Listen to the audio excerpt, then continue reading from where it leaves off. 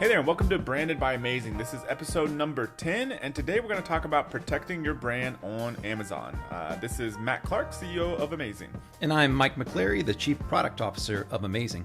I want to talk about a recent news story. Every year, Amazon releases an annual report on what they've been doing to protect their sellers and their brands.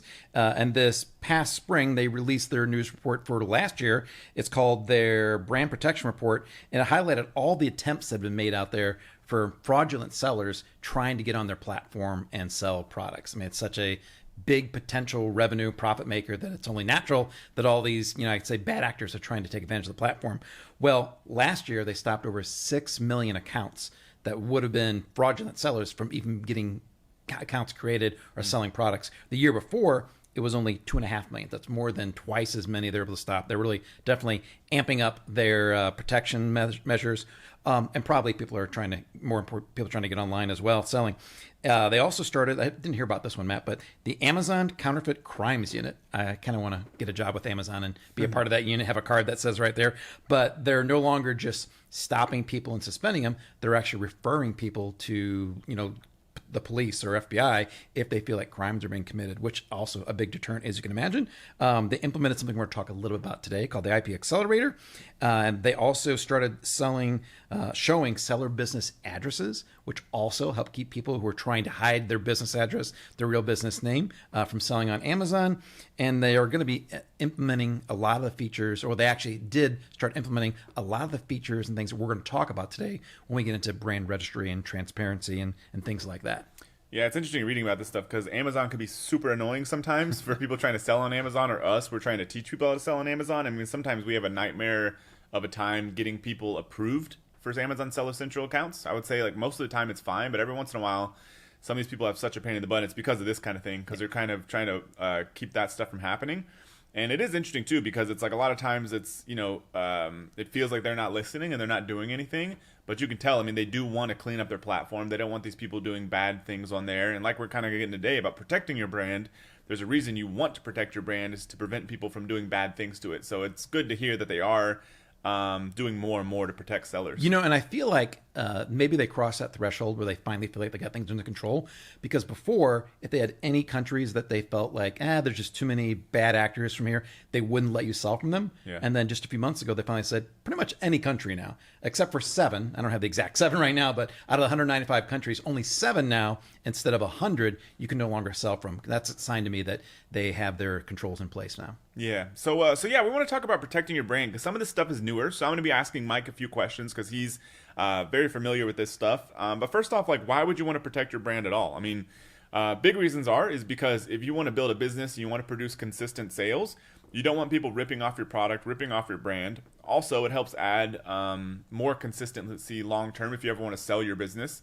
So having your brand and kind of being able to not feel like doing all the marketing and all the brand building and all the product work is kind of a waste of time, because then somebody can just jump in there, rip off your product, jump on your listing, rip off your brand. So being able to prevent all that stuff from happening is the whole reason why you want to protect your brand. So not going to spend a ton of time on that question because it's kind of obvious, because it's a good thing to do.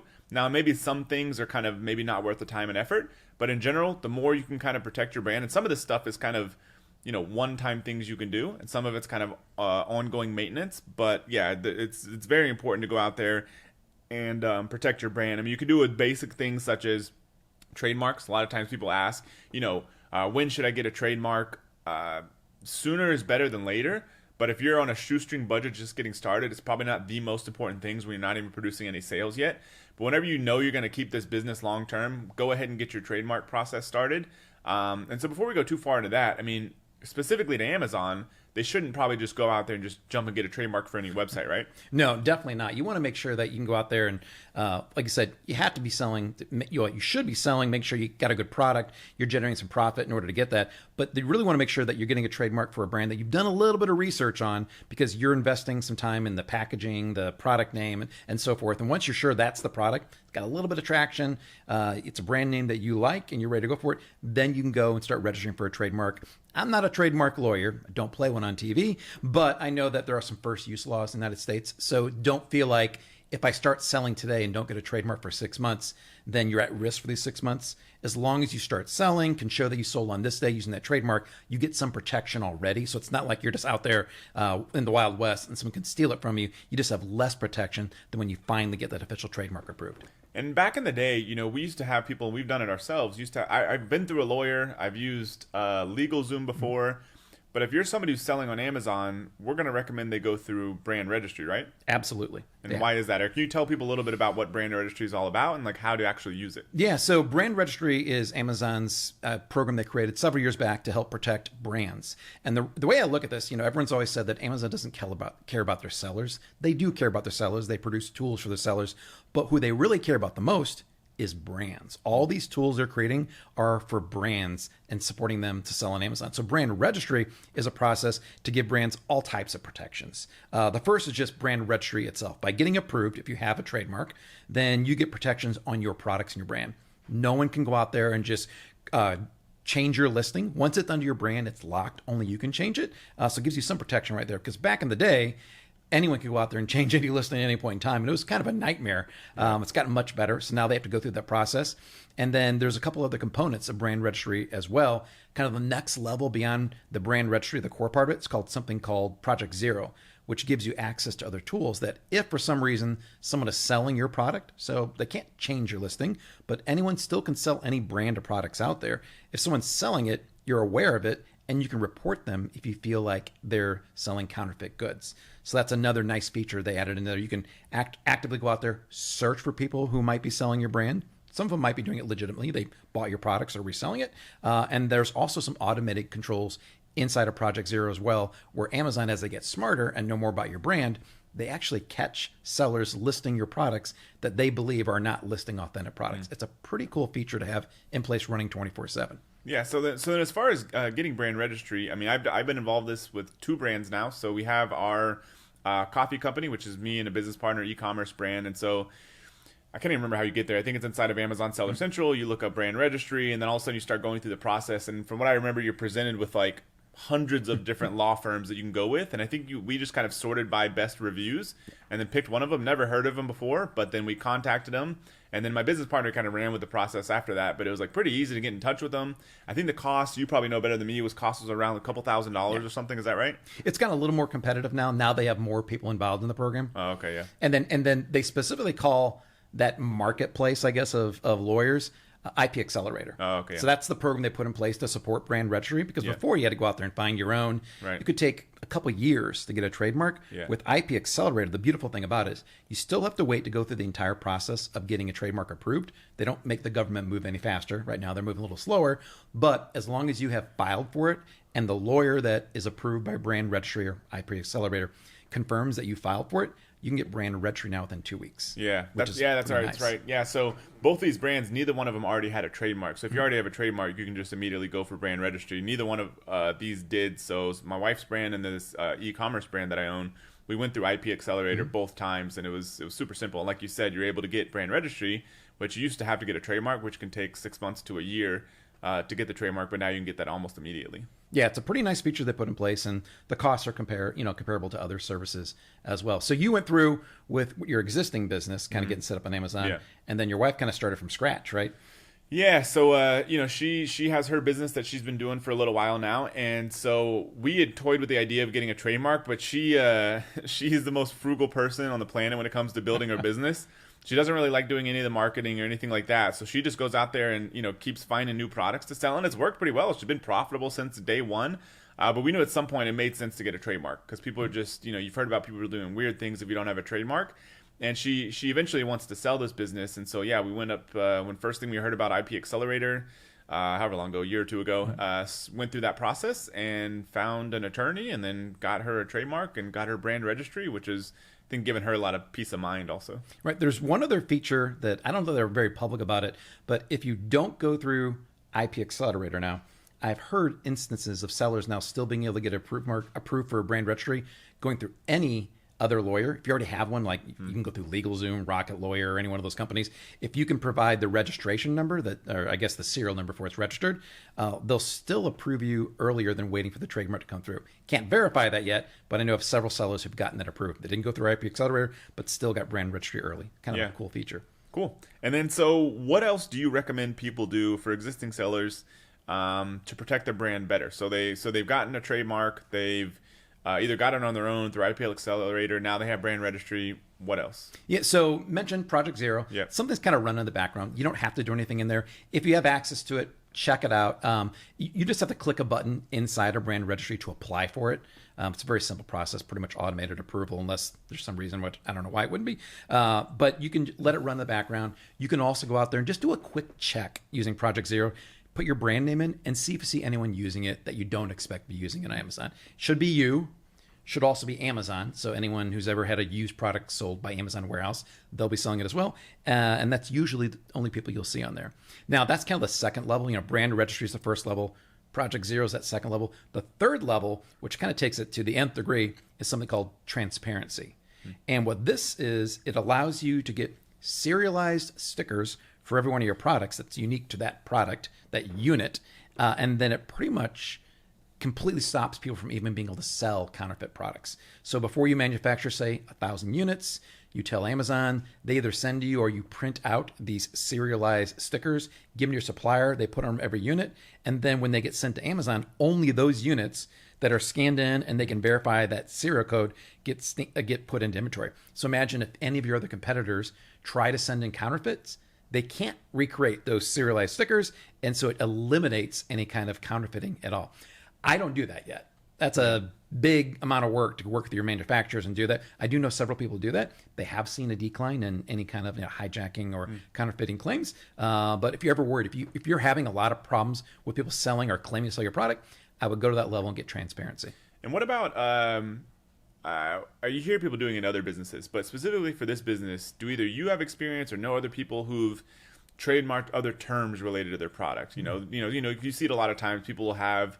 I was looking the other day, a company that makes like Bowflex, for example. Like Bowflex is a product name, and so they've trademarked that, not just their brand name or company name. They actually trademark product names, and some people trademark special terms. There's also, possibly copyright protecting any media assets you have, such as maybe your Amazon photos. You could potentially copyright protect those, I believe. Do you know of any people doing that for Amazon? So trademarking other terms, no. I don't know of anyone doing that right now. Right now, it's just been the brand name. I can imagine, though, if you have a product, if you give your product a name, which we do that in some cases. Like Blender bottle is a big one. Exactly. That's not the brand necessarily. That's the bottle name. That might make sense to trademark that as well. I don't currently do that. Copywriting, though, we have done that. Copywriting is something that is pretty easy to do. There's no real cost to it, I believe, as long as you submit it to some copywriting agency. I don't know what it is, some government agency that does that. Then it shows that amount of text, whatever you wrote, is copyright under you. So therefore, if someone tries to go out there and use that for your instruction manual, the copy your instruction manual or your packaging, then you are covered there. We had a situation that happened to us several years back where someone copied our packaging, copied our instruction manuals. We didn't have it copyrighted. So we had to jump through some hoops to get it resolved. We eventually did, probably because they worked with us. They understood that we had a case there. But had we copyrighted it, it would have been really simple for us to simply notify Amazon, verify it's our copyright, and they would actually remove that product that's infringing upon your copyright. So they take that very seriously, just like they do trademarks. Yeah. And then what about, I've heard of people that they'll be sourcing a product from China, and then all of a sudden somebody goes and registers their brand name in China for a trademark over there, their equivalent, and then now their supplier in China, sometimes it is a supplier, I think, but their supplier in China can no longer supply them their own product because somebody trademarked their brand name over in China. Yeah, we've seen this happen more and more. I'm not going to say it's like running rampant, but we have seen this happening. We actually went out there and decided to trademark our brands coming out of China because, like you said, exactly ahead, trademarks are different in China. They're, I guess, and like patents are different in China as well. Like they handle their IP a little bit differently. But if a supplier there gets a trademark, the problem is they can't export it. That gets caught at the port. They look and verify that it's a trademark, something inside of China already. They won't let it export. So you can have your manufacturer make your products. Everything's the same. It can't get out of the country. That's the big problem there. So what we do recommend some people do that if you start we're selling a significant amount of inventory and products, consider trademarking your product in China as well. It's not very expensive. It's actually cheaper than it is in the United States.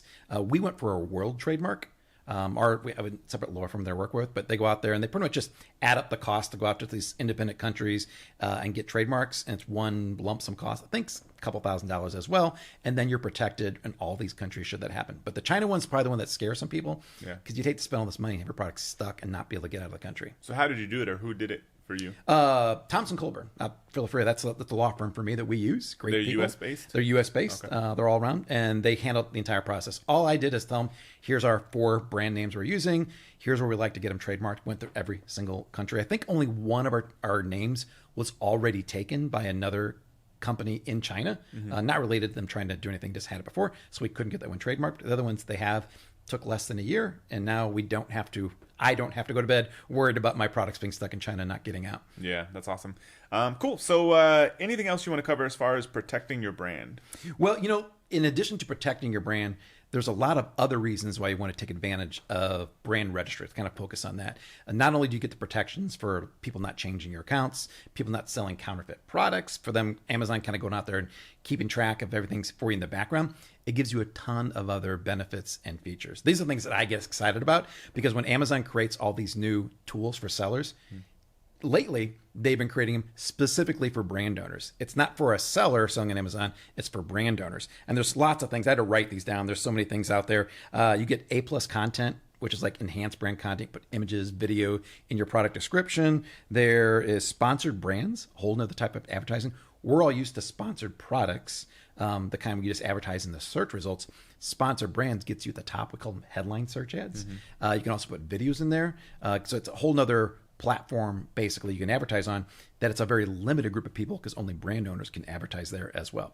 A little expensive still, but it's another way to reach. And there's tons of other things that, are you guys utilizing sponsored brand videos now, Matt?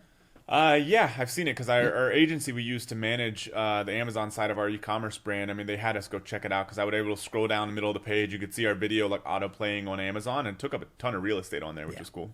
And what I've seen, those definitely have higher click-through and conversion rates as well. Yeah. So if you're interested in increasing sales, conversions, traffic, all those things, sponsor brand videos is the way to go, but you have to be brand registered in order to do that. I also love, like when this came out a couple years ago, brand analytics data. We've always talked about in the past. I wish Amazon would tell us all the search terms people are searching for. And I really wish they tell us what products they end up buying. We kind of joked about it like they're never going to do that. Yeah. Well, they did that. They came out with something called brand analytics, which tells you every week, every month, every quarter, whatever time period you want, what are the number one searched terms on all of Amazon, all the way from number 1 to a couple million, and then what products get clicked on and what products get purchased. Incredible data that I never thought they'd come out with. That is probably the number one reason, aside from protections, that I like getting access to brand registry, just getting all that data. Because you no longer have to pay for a lot of tools out there. You could just go to brand analytics, type in your competitors, type in a search term, and Amazon to say, here's exactly what your customers are searching for and what products they're ended up buying on Amazon. Now, there's a few other things in here as well. I mean, there's Amazon stores. Did you know that you can actually contact customers who give you bad reviews now and try to get them to remove it? Did not know that. So they took away the ability to comment on reviews several months back, which was the only thing we had left to reach out to customers to give us a 1-star review. Well, they put something similar back into it. If you are brand registered, you now have a section of your brand dashboard that talks about customer reviews, just lists all the reviews. It's a nice way just to see all the reviews coming in. And if there's a negative review, anything 3 or less, you have 2 options. You can, both of them involve Amazon reaching out on your behalf. They can contact the customer and ask for more information so that you can help them through it, or they can contact the customer and just offer them a refund. We have seen that this is actually having some customers revisit the reviews, maybe not giving you a 5-star, but maybe lifting a 1 to a 3 or commenting in there that the brand owner took care of this. That's a great feature as well. Otherwise, you have no way of reaching out to customers. And as they continue to roll out more and more things for brand owners, I think that that's part of their strategy. They want to get more brands actively involved, selling on Amazon, maybe make you feel like you do have more control of the experience than you used to, because they've been taking away the ability to reach customers. But by giving brand owners this, they're definitely trying to make people feel like they have more control over their business again. Yeah, and it also like has always been like a super frustrating thing for sellers, because if you get somebody that goes and like leaves a bad review on your product, they're like, oh, because a lot of times it happens. They'll be like, oh, I tried to contact this brand 4 times, I couldn't get a hold of anybody, and like, the brand owner, whether it's a student or whoever else, and that they're on top of all their messages. Like, that's not how they run their business, but it's like some things seem to get lost in email, or they're doing something weird.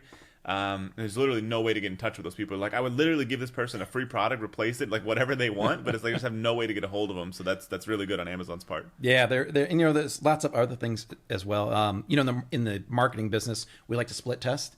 You have to be a brand owner. You can do that inside of Amazon. There are software tools out there that were built entirely for letting you split test your listing. Yeah. Well, Amazon does that now. You can split test your title. You can split test, I believe, your images as well. And I think they're working on split testing other things out there, and a plethora of other things. Amazon Live, you can actually get on there. Like, I don't know, during Prime Day, I did admit I went to Prime Day, I bought some stuff, and I watched some of the videos out there. They have these Amazon personalities talking about products.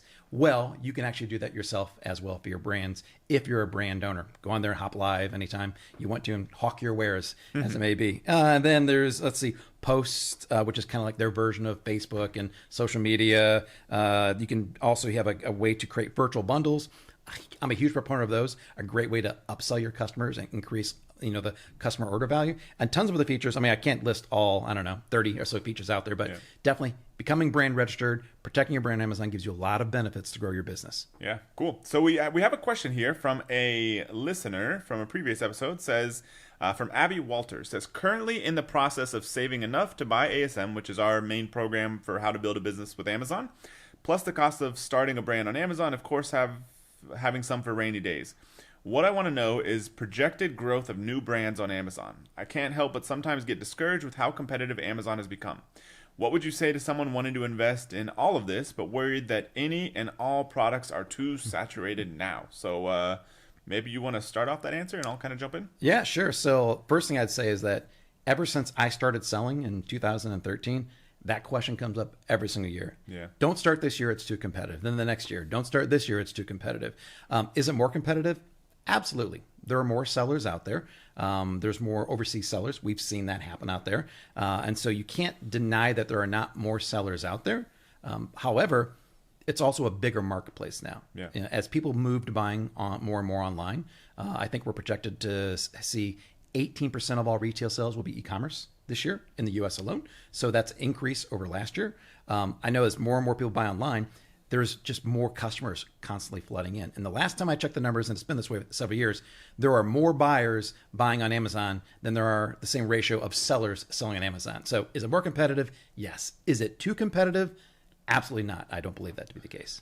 Yeah, there's a saying that's, a rising tide lifts all boats. And I feel like we're in the same position with e-commerce. E-commerce and specifically Amazon. Both are growing like crazy. And so, yeah, it's going to attract more people wanting to sell, more competitors.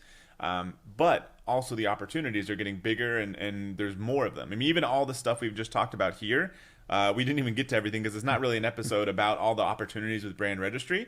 But you were touching on some of those, and there's so much stuff now that you can do to make sales and promote your products on Amazon that back in the day, when maybe it was less volume and quote unquote less competition, there was like 3 levers you could pull. Like you could rank some products. PPC didn't even exist back then. So you could basically have different products, different listings, and different ranking campaigns. Like that was it. There's nothing else you could possibly do. There weren't all these promotional features, PPC strategies, any of this kind of stuff, bundles. Like none of that stuff existed back in the day, which means there's a lot of ways you can win. So I wouldn't be concerned that it's too competitive. Maybe it'll get to that point at some point in the future. I don't know. But right now, like you said, people have been saying that forever. Yet here we are. We just interviewed somebody that's going to be coming up in a future podcast episode pretty soon here. And she basically went from nothing to sell her business in 3 years. And she just sold it. This isn't like something that happened years and years ago. And what is she doing now? She's building another business following the exact same model. We have some other members that they've sold 3 different businesses following this model, and now they're doing something else because they're almost just bored with this replicable model that they keep doing, and they just bought their dream home, and like they could literally just keep doing this and going bigger and bigger each time. For them, it's literally that easy, and so it shows you that there's still plenty of opportunities out there. Now, I kind of like being more specific, what's the projected growth of new brands on Amazon? It's hard to say. I mean, giving you a specific number or something, but there still seems to be lots of room for people getting started because, I mean, Amazon is still growing at 30% a year. General e-commerce is growing very quickly. It's still a small percentage of total retail, so it still seems like the prospects are very good, at least for the next, say, 5 years at minimum. So yeah, I think it's a great place. I think one thing that my takeaway from this would be also that it is more important than ever, though, to know what you're doing. Yeah. So it used to be when we started off, Matt, that you pretty much throw up a product. They didn't even have advertising on Amazon. As long as you put up a good product and knew how to get a few sales going, it could just happen very easily. It's not as easy as it used to be right now. The opportunity, I think, is greater, but you have to know more in order to be successful right now. And one nice thing about the topic today about like protecting your brand is that the vast majority of sellers on Amazon, they're not going to get a trademark and register the brand. They're just average, everyday people trying to make a few sales out there. So if you're willing to go that little bit extra mile, get a trademark at some point, not right away, but then you can take advantage of all these other tools that most sellers will never know are out there, much less use. Then you can definitely give yourself a leg up on the competition. Yep, absolutely. So I think that pretty much wraps us up for this episode. Thank you, Abby, for that question. If anybody else has any questions about this episode, any past episodes, any questions at all related to Amazon or e-commerce, we're more than happy to answer them. Just go to Amazing.com/branded, submit your question over there, and we will hopefully answer it on a future episode. So thank you very much for listening, and we'll see you in the next episode.